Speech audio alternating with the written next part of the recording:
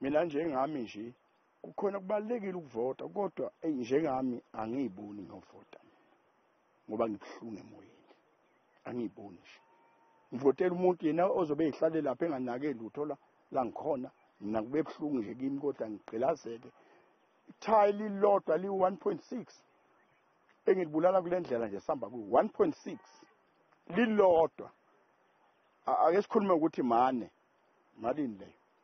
Lezi zakhamuzi zithi sekwanele manje. Sekuphela iminyaka emithathu leli bhuloho lemuka nezikhukhula.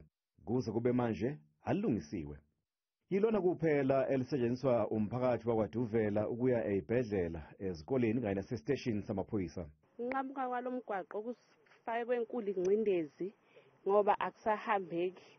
Uma usuka la esidakeni uya ngapha kwaCeza sekunzima kakhulu kanti uCeza kunendawo eyisibhedlela esiyisebenzisayo, ipolice station, abantu abasehlala nabantu abadala abaphila ngokugula. Uma ufona iambulance kufanele izokulanda la izothatha isikhathi. Umphakathi wakwazama ukwenza imashi. Adutshula abantu emashini, zaboshwa ingane zethu, sa-attenda amacala emahlabathini ziboshiwe ngoba kwakuyimashi. Manje sesiqonda ukuthi noma sesiqoma ukuthi asiyibambeleni ngezandla ngoba sekwesaba thina ukulwa manje ngoba sadutshulwa ngamaphoyisa.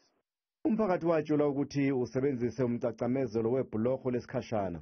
Kodwa-ke ngenxa yezimvula ezinamandla kwasanalo likuguguleka mihla le.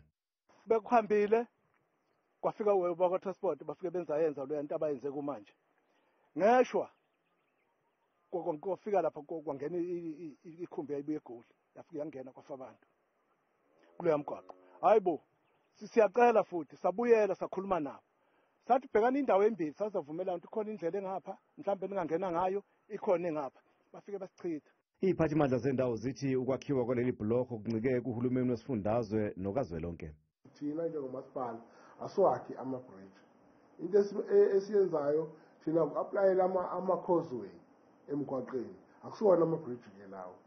Futhi wazi kahle kamhlophe ukuthi thina njenge-local municipality asinayo capacity yokwenza ama-block, asinabo injiniyela bokwenza ama-bridge.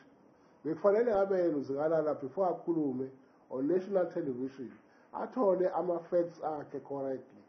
Ngoba njengamanje nje ngoba ngikhuluma nawe umqondisi waka-technical services wethu ungitshelile izolo wathi njengamanje nje udaba seluyangasemaphethelweni umqondisi womnyango waka-transport ubhizi ngalo sebezoqalisa ukwakha ibhuloho leli esikhuluma ngalo.